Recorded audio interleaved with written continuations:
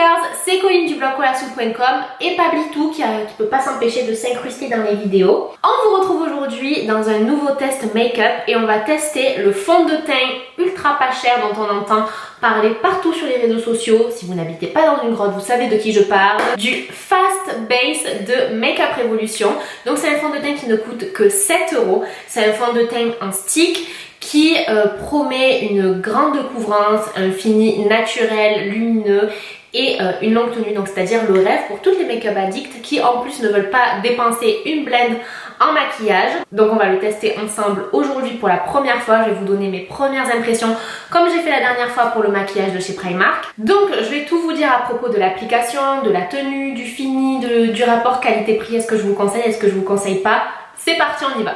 Donc si vous avez Instagram, vous n'avez pas pu passer à côté. Avant même la sortie du fond de teint, on entendait parler de lui partout sur tous les comptes Instagram de Makeup Revolution et sur le compte de nombreuses blogueuses, instagrammeuses qui ont eu la chance de le tester en avant-première. Et personnellement, j'en avais très envie. On voyait qu'il y avait une très bonne couvrance, un joli fini naturel et puis surtout le prix, tu exagères, à 6,99 €, qui va pouvoir se passer de fond de teint comme ça. Du coup, j'ai voulu l'acheter, donc il est sorti, je ne me rappelle plus qu'en fait, ça fait un petit moment que je l'ai, mais je vous ai pas fait la vidéo avant parce que bon, entre temps j'ai déménagé. Et surtout, j'avais un doute sur la couleur. Alors en fait, je vous explique. Ce fond de teint est sorti en de très nombreuses couleurs. Il me semble une vingtaine de couleurs. Donc je vous ai fait un article spécial sur comment choisir son fond de teint sur internet. Cet article, il est vraiment très complet. Je sais qu'il a aidé beaucoup de filles et c'est ce que j'ai utilisé pour choisir les couleurs de ce fond de teint, mais je peux vous dire que c'est la galère parce que comme il venait de sortir, on peut très peu se comparer à d'autres personnes, surtout si on les connaît pas, on sait pas exactement si on a la même couleur de peau, etc.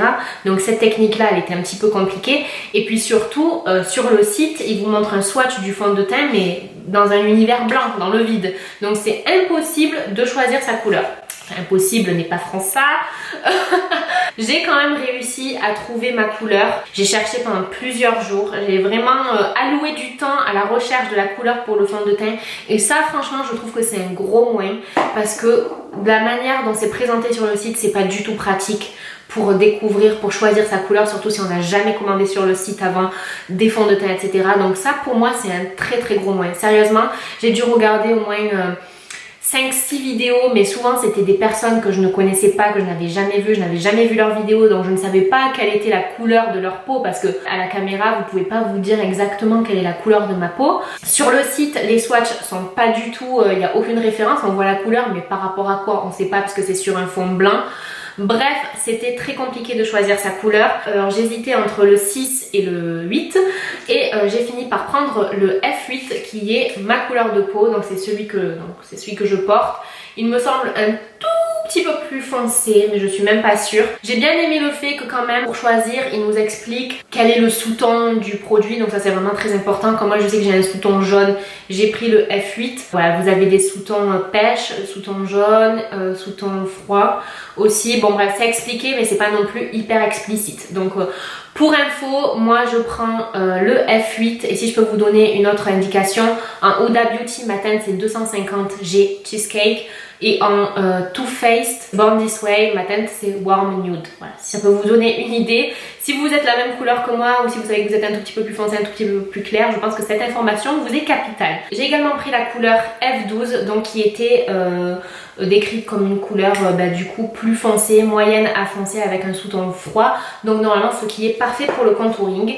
Donc voilà, si vous voulez l'acheter, vraiment je vous conseille d'aller voir mon article sur comment acheter un fond de teint sur internet puisqu'il n'est disponible que sur internet, il n'est pas vendu là où on vend, il me semble pas qu'il est vendu chez Monoprix, etc. parce qu'on peut trouver du Makeup Revolution chez Monoprix mais il me semble pas que ce fond de teint y soit, en tout cas pas pour l'instant. Donc je vous conseille vraiment d'aller consulter cet article qui est vraiment je pense une pierre angulaire.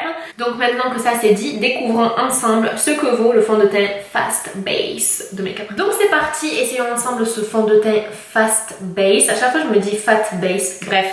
Donc on va commencer donc avec la couleur F8 qui devrait me convenir, mais qui sait. Donc voilà comment se présente le produit.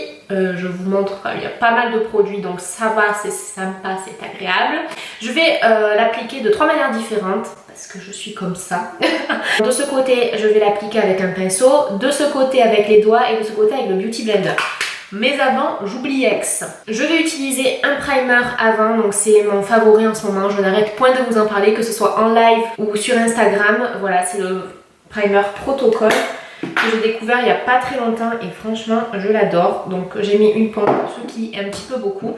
Je vais le mettre du côté où j'ai le plus de pores dilatés, j'ai envie de dire. Où est-ce que c'est? Où c'est? Parce que j'en ai pas mal. Bon, on va dire que c'est de ce côté parce que là j'en ai un qui est vraiment très dilaté. Donc je vais appliquer le primer de ce côté et on va voir si de l'autre côté quand même, parce que je sais qu'avec ce primer il me lisse vraiment bien la peau. J'en ai même là ici parce que j'ai un pore qui est hyper dilaté. D'ailleurs les girls, n'hésitez pas à me donner vos recommandations pour des produits anti-pores dilatés, enfin des soins, vraiment des soins. Parce que j'ai l'impression que moi maintenant ma crème salisseuse n'agit plus. Bon, je vous avoue qu'en plus en ce moment je l'applique pas parce que j'ai la peau qui est assez sèche. Mais voilà, donc ce primer il est vraiment génial. Rien que là à vue d'œil, mes pores sont déjà floutés. Je sais pas si j'en mets trop, si j'en mets pas assez, I don't know. Bon, je vais commencer à appliquer avec ce pinceau. Quoique non, ce pinceau je vais le mettre de ce côté en fait. Parce que comme il doit rester un petit peu de primer, je veux pas biaiser le truc. Donc on va le faire avec les mains de ce côté là. C'est partoche mon picoche. Alors je vous dis, je déteste utiliser mes mains pour appliquer mon maquillage. Mais ça s'appelle le fast base, ce qui signifie qu'on doit pouvoir l'appliquer rapidement. Et quoi de plus rapide que d'utiliser ses mains. La couleur me semble un chouïa trop foncé. Mais bon, hein, on va le faire worker. On n'oublie pas de mettre un petit peu sur l'oreille pour essayer de donner un effet naturel. J'aime pas avec les mains parce qu'on voit quand même pas mal de traits. Donc on va essayer ici avec le pinceau. Je pense que je vais préférer.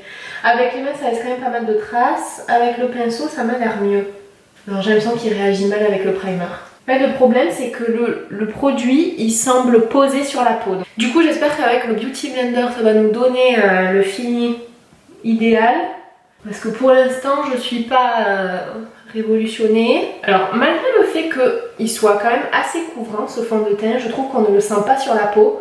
Ce qui est bien agréable. La couleur, ici, non la couleur ça va. Alors effectivement je préfère l'application au Beauty Blender, je vous le dis. Au niveau là du menton il marque, j'ai deux petites zones de sécheresse apparemment, donc il les marque. Je n'étais pas au courant. Du côté où j'ai pas mis le primer, je trouve qu'il floute très bien les pores. Par contre il s'agrège en fait dans les pores. Et ça se voit. Alors je vais essayer de vous montrer. En fait je sais pas si vous allez pouvoir le voir, mais en fait il s'agrège dans les pores. Ben ça se voit en fait que j'ai du maquillage. On n'a pas l'impression que le fond de teint soit rentré dans la peau en fait. On dirait qu'il est posé sur la peau. Mauvais point pour un fond de teint quand on veut un effet naturel. Bon, moi je suis un petit peu déçue, je vous avoue. Je suis un petit peu déçue parce qu'on voit que j'ai une petite zone de sécheresse ou une petite croûte, je ne sais pas. Je n'étais pas au courant. Mais du coup, grâce au Fast Base, je suis informée.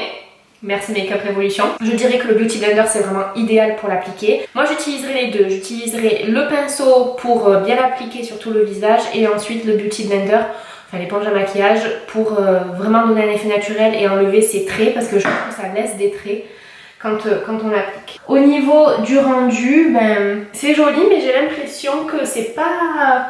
Je sais pas, j'ai l'impression que c'est pas uniforme. Je vais essayer d'en remettre à certains endroits. Bon déjà vous voyez en fait, vous voyez qu'au niveau des pores de la peau, on n'y est pas. Hein, vous voyez quand je l'applique, là on est en toute intimité.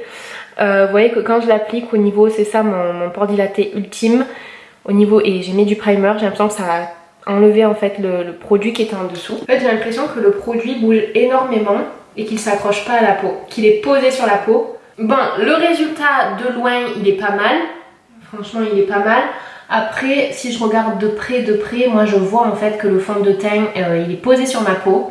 En fait, il n'est pas vraiment posé, mais il ne s'est pas non plus complètement intégré. Et surtout, là où j'ai des pores dilatés, en fait, oui, il les a couverts en partie, mais en fait, on voit qu'il s'est agrégé à l'intérieur, donc ça fait pas du tout joli, quoi. Je suis un peu déçue. Donc, on va continuer avec le maquillage. Je vais mettre mon anti-cerne de chez Tarte Cosmetics, le Shape Tape. Je pense que c'est un fond de teint qu'il faut absolument poudrer, donc c'est ce qu'on va faire les girls. Aussi au passage, comme c'est un fond de teint en stick, c'est un fond de teint qui est plutôt à privilégier si vous avez la peau normale à sèche, ce qui est normalement mon cas, mais j'ai l'impression que là elle est en train de changer. Et pour le coup, je me demande si elle n'est pas en train de redevenir mixte ou quoi. Mais en tout cas, si vous avez la peau grasse, pour l'instant, à ce stade de la vidéo, à ce stade du test, je ne vous le conseille pas. Après, quand je le touche, il est sec. J'aime beaucoup, ça donne vraiment un rendu naturel. Regardez la lumière qui frappe mon visage. On va voir les girls, je ne veux pas trop m'avancer parce que j'aimerais bien l'aimer. Parce que franchement, un fond de teint à 7 €, ça donne envie. On a envie d'aimer, j'ai envie de vous dire. Et bizarrement, le côté sans primer, c'est le côté le plus joli. Bon. Ensuite, j'ai acheté le même fond de teint, donc en teinte plus foncée pour faire du contouring. Donc je vais en utiliser vraiment très peu pour donner un effet naturel. Donc ma caméra a coupé parce qu'elle était en surchauffe. Mon fond de teint est toujours là, donc ça fait à peu près 5 minutes on va dire. J'avoue que plus le temps passe, plus ça fait joli. Surtout du côté, comme je vous l'ai dit, sans primer, parce que ça donne un effet port flouté, j'avoue, ça fait plaisir. Après on voit quand même que j'ai toujours quelques imperfections, je pense que c'est quelque chose qui est buildable comme on dit, c'est-à-dire que je peux rajouter du produit pour les cacher. Bon, je vous conseille pas d'ajouter, ah oui j'ai touché une petite imperfection que j'avais là, j'avais pas dû. Je dirais que la couvrance elle est moyenne plus. Après il y a aussi des fonds de teint qui sont quand même, il y a des fonds de teint qui sont quand même plus couvrants que ça, comme par exemple celui de Huda Beauty. C'est évidemment pas le même prix, c'est pas du tout la même gamme, c'est un fond de teint qui est crème, c'est pas un fond de teint en stick, etc. Mais pour dire que c'est pas le fond de teint le plus couvrant, je dirais couvrance moyenne plus. Donc j'ai également pris le même fond de teint en plus foncé, la teinte F12 pour faire du contouring. On va voir ce que ça donne parce que j'aime beaucoup faire du contouring avec des produits crème parce que je trouve que ça donne un effet 100 fois plus naturel. Donc on va en mettre un tout petit peu parce que j'ai peur de finir orange. Donc là le F12 c'est une teinte qui est froide normalement, donc on ne devrait pas finir orange. Voilà, donc je vais pas en mettre des tonnes. Et on va utiliser le Beauty Blender pour le faire pénétrer dans la peau. Vraiment, j'en ai pas utilisé beaucoup parce que je veux vraiment pas être orange. C'est un produit qui glisse énormément sur la peau, donc vaut mieux être dans la parcimonie, être dans la maîtrise. Je trouve que ça fait joli. Je ne sais pas vous, je ne sais pas ce que vous en pensez. N'hésitez pas à me le dire en commentaire. Mais je trouve que ça fait joli. Par contre, je pense que c'est une matière qu'il faut absolument poudrer parce que ça bouge. Là, ce que j'ai rajouté juste ici parce que j'ai une petite imperfection, j'ai l'impression que ça a déjà bougé. Donc ça, je pense que c'est vraiment un fond de teint. Si vous aimez faire du baking, je pense que c'est le fond de teint qui est fait pour ça. Donc on va utiliser un bronzer pour faire tenir l'endroit où on a fait le genre de contouring. C'est une couleur qui est quand même moins froide que ce que j'aurais pensé. Je trouve qu'il y a quand même, c'est un petit peu chaud. Voilà, je pense qu'il faut vraiment le mettre avec parcimonie. Mais je trouve que c'est joli. Donc pour faire tenir le contouring, je vais utiliser la palette Shade and Light de Kat Von D, la poudre du milieu. Je sens que même si le produit est sec en fait quand je touche, vraiment si vous avez la peau grasse, je vous le déconseille. Je sens que c'est le genre de truc qui peut bouger dans la journée. Même si quand je touche c'est sec, je mettrai pas ma main au feu en me disant ah non mais c'est bon, c'est sec, je peux me coller à droite à gauche, parce que franchement je pense que c'est le genre de fond de teint, et je le fais jamais, qu'il va falloir, enfin avec lequel je vais devoir poudrer tout le visage en fait. Donc je vais utiliser la poudre Airspun de Coty. Je vais faire un petit peu de baking entre guillemets au point stratégique, c'est-à-dire sous les yeux, sur le menton et au centre du front. Bon enfin c'est pas vraiment du baking hein, parce que je vais l'enlever en deux. Et je vais utiliser cette petite houppette, toujours avec la poudre Airspun, pour le reste du visage. Alors bien sûr du coup maintenant que j'ai appliqué la poudre, on n'a plus cet effet aussi lumineux qu'on avait tout à l'heure, mais je trouve que c'est quand même super joli. Franchement je sais pas ce que vous en pensez. Je vais regarder au niveau macro pour voir ce qu'il en est. Bon alors du coup avec la poudre on voit encore plus que le produit s'est vraiment agrégé dans mes pores dilatés. Bon après c'est aussi la première fois que j'utilise ce produit, donc c'est sûr il faut l'appréhender. Mais alors d'un côté je me dis il faut le poudrer parce qu'on sent que c'est le genre de produit qui va bouger dans la journée, et d'un autre côté là la poudre pourtant elle est vraiment très très bien, cette poudre elle est très fine, du coup elle met en valeur tous les pores et tous les endroits où le produit s'est agrégé en fait. Donc là il est 16h40, je vais finir de faire mon teint et mon maquillage et je reviens pour vous montrer comment ça va. Donc voici le résultat après le maquillage complet. J'ai également appliqué mon petit Fix Plus comme je le fais d'habitude avec tous mes fonds de teint. Je trouve que vraiment, en tout cas de là à là, je trouve que ça donne un très très joli résultat. Ça donne un teint qui est unifié. On voit quand même un petit peu mes pores dilatés, mais dans tous les cas j'ai envie de dire qu'on peut pas non plus faire mieux. Je trouve qu'il a quand même bien effacer mes pores dilatés. Alors c'est vrai que si je regarde de près, effectivement je vois que le produit s'agrège dans mes pores dilatés, c'est pas un truc de malade, mais en vrai quand même je pense que ça doit un petit peu se voir, ça se voit un peu, voilà, ça se voit un peu. Après vous voyez quand même que même en ayant poudré finalement j'ai quand même un joli effet naturel en fait. Là j'ai la lumière qui vient d'ici. Il y a quand même un joli effet naturel quand ça arrive sur la peau. Bon bien sûr j'ai mis un petit peu d'highlighter, on n'est pas des sauvages. Donc il est 5 h, je reviendrai dans quelques heures pour vous montrer le résultat final et vous dire si ça tient pas, qu'est-ce que j'en pense et tout ça. Donc à tout à l'heure. Donc voilà ce que ça donne à la lumière du jour, je trouve ça super joli. C'est vrai que de loin je trouve que ça donne un effet vraiment très naturel, flawless, lumineux. Mais de près j'ai l'impression, faites voir, c'est pas parfait. Mais c'est pas trop mal. Alors il est maintenant 10 h du soir, 10 h tout pile. Et ça fait donc du coup un petit peu plus de 6 h que je porte le fond de teint. Donc let's go, let's reveal. Allons voir ce qu'il s'est passé sur ma peau. Alors de loin ça va. Ça va sauf que je vois mes pores à 3 km. De près c'est une catastrophe. Voilà, on voit dans tous les pores de ma peau en fait, on voit hyper bien le fond de teint. C'est une catastrophe, surtout de ce côté. Donc c'est le côté où j'avais pas appliqué le primer. Mais en fait de ce côté aussi, franchement. Et puis je touche, voilà, je sens que je retire le maquillage quoi. Et c'est pas du tout accroché à la peau en fait. Voilà, et franchement au niveau des pores c'est juste horrible. De près en fait on voit que tout le maquillage s'est mis dans les pores de la peau. Donc du coup je suis hyper déçue. C'est un non pour ce fond de teint Girls. Pour moi en tout cas, je pense que si vous avez la peau sèche ça peut être bien parce que du coup c'est vrai qu'il est hyper crémeux, l'application elle est très agréable. Le fini de loin il est beau. Par contre de près si vous avez des imperfections comme moi, si vous avez des pores dilatés, c'est non. Au niveau de la couvrance, ça s'est un petit peu retiré parce que là j'ai des petites imperfections qui sont en train de revenir. Là j'ai un vaisseau sur le nez qui est complètement apparent. Au niveau de la tenue, ça fait que 6 h, c'est pas horrible. Par contre au niveau du fini sur ma peau, ça fait pas joli. Malheureusement, je suis hyper déçue parce qu'un fond de teint à 7 €, ça aurait pu être cool.